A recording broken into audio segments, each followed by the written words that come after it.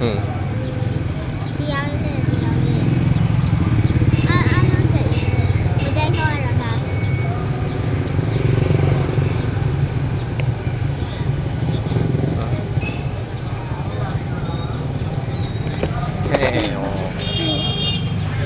ိုက်တာ မာလေးရတယ်ပြအောင် ကပ်ပါလေ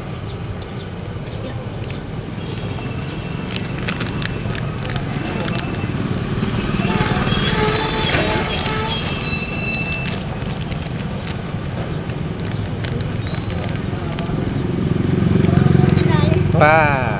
ပါတယ်ရုပ်ပြပါဦးတခြား ဒီမှာကျ သိကြပြီ